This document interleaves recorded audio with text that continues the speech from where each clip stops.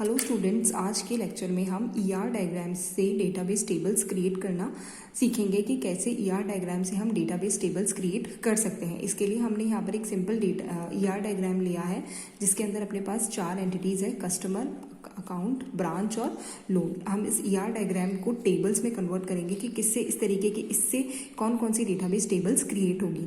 तो सबसे पहले हम एक सिंपल एंटिटी को डिस्कस करते हैं, कस्टमर। यहाँ पर अपने पास एक एंटिटी है कस्टमर जिसके 3 एट्रीब्यूट्स हैं: कस्ट आईडी, कस्ट नेम और सिटी। जैसा कि आपको पता है कि ईआर डायग्राम में रेक्टेंगल से एंटिटी को शो किया जाता है और जो ओवल शेप होता है ये एट्रीब्यूट को शो करता है। तो यदि हम इस एंटिटी के लिए टेबल क्रिएट करेंगे तो वो टेबल बनेगी, कस्टमर टेबल का नाम होगा और इसके 3 एट्रीब्यूट्स होंगे: कस्ट आईडी, कस्ट नेम और सिटी। तो अपने पास इस वाले ईआर डायग्राम के लिए, इस वाले कंपोनेंट के लिए, ईआर डायग्राम के इस कंपोनेंट के लिए हमारे पास जो टेबल क्रिएट होगी उसका नाम होगा कस्टमर और उसके 3 एट्रीब्यूट्स होंगे: कस्ट आईडी, कस्ट नेम और सिटी। उसके बाद में हम देखते हैं कि अगर यहाँ पर ये जो एट्रीब्यूट है यह कंपोजिट एट्रीब्यूट हो, यदि ये एट्रीब्यूट कंपोजिट एट्रीब्यूट हो तो उस केस में टेबल कैसे क्रिएट होती है। जैसे इस केस में, जैसे हमारे पास कस्ट नेम जो होगा ये कंपोजिट एट्रीब्यूट है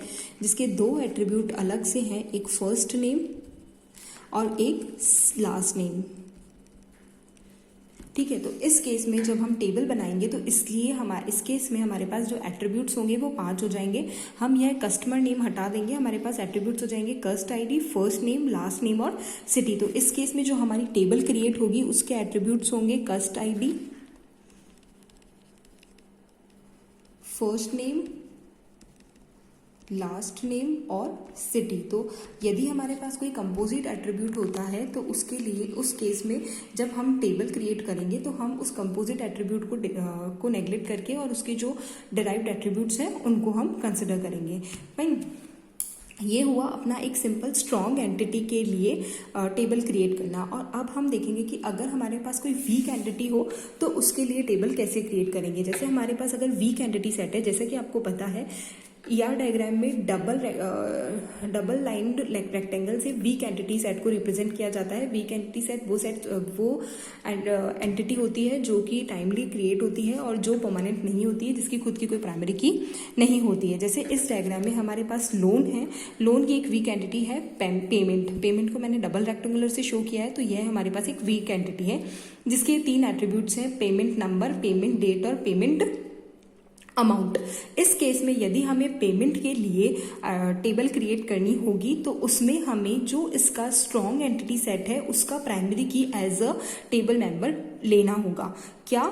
इंक्लूड द प्राइमरी की of the linked strong entity set and all the attributes of the weak entity set. इस वीक एंटिटी सेट के सारे एट्रीब्यूट्स और स्ट्रॉन्ग एंटिटी सेट का जो प्राइमरी की एट्रीब्यूट होगा वो हमारे टेबल में इंक्लूड होगा। तो इस केस में जो हमारा वीक एंटिटी सेट है पेमेंट, उसके लिए हमारी जो टेबल क्रिएट होगी वो होगी लोन नंबर, पेमेंट डेट और पेमेंट अमाउंट। फाइन, तो वीक एंटिटी सेट के लिए यदि हमें टेबल क्रिएट करनी होती है तो उसके सारे एट्रीब्यूट प्लस उससे कनेक्टेड स्ट्रॉन्ग एंटिटी सेट का प्राइमरी की एज अ एट्रीब्यूट उसमें इंक्लूड किया जाता है।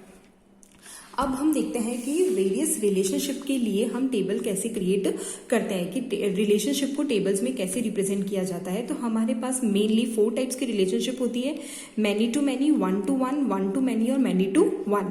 Many to many, 1 to 1, 1 to many और मैनी टू 1। तो मैनी टू मैनी और 1 to 1 को रिप्रेजेंट करने का तरीका सेम होता है। इसके लिए हम जो दोनों एंटिटीज होती हैं उनकी जो प्राइमरी की होती है उसको इंक्लूड करते हैं। जैसे कि हम इस एग्जाम्पल में देखते हैं, यहाँ पे हमारे पास एक कस्टमर है, एक अकाउंट है जो कि स्ट्रांगली मैनी टू मैनी में कनेक्टेड है डिपॉजिटर से। तो यदि हम डिपॉजिटर रिलेशनशिप के लिए टेबल क्रिएट करेंगे तो हमें कस्टमर की कस्टमर आईडी प्राइमरी की और अकाउंट की अकाउंट नंबर प्राइमरी की को इंक्लूड करना होगा। तो जो हमारी डिपॉजिटर टेबल बनेगी उसके अंदर हमारे पास एक कस्ट आईडी होगा और एक अकाउंट नंबर होगा। तो यदि हमें मैनी टू मैनी या 1 to 1 रिलेशनशिप को एज अ टेबल रिप्रेजेंट करना हो तो हमें दोनों के ही प्राइमरी की एट्रीब्यूट को रिलेशनशिप में टेबल में इंक्लूड करना होगा। ठीक है, अब हम देखते हैं वन टू मैनी और मैनी टू वन को हम कैसे रिप्रेजेंट करते हैं।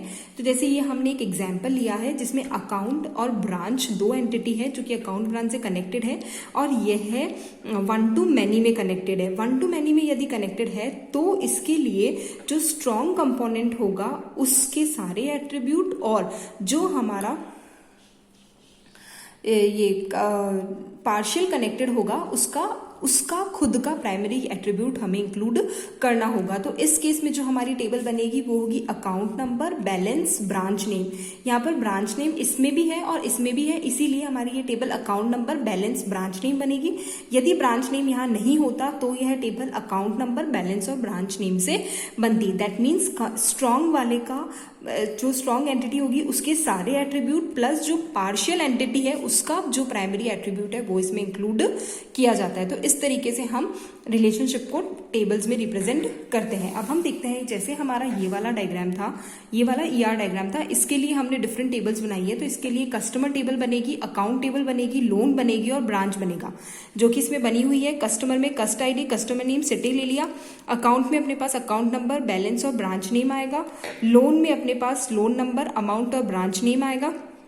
और ब्रांच में अपने पास ब्रांच नेम, सिटी और असेट आएगा, जो कि अपनी 3 टेबल्स बन गई। अब अपन रिलेशंस के लिए टेबल बनाएंगे तो अपने पास बनेगी एक डिपॉजिटर, एक बोरो और एक लोन ब्रांच और एक अकाउंट ब्रांच। डिपॉजिटर, बोरो, लोन ब्रांच और अकाउंट ब्रांच। तो डिपॉजिटर में अपने पास कस्ट ID और अकाउंट नंबर रहेगा, जैसा कि मैंने अभी आपको बताया था। दोनों ही एंटिटी की प्राइमरी एट्रीब्यूट्स अपन इसमें सेलेक्ट करेंगे।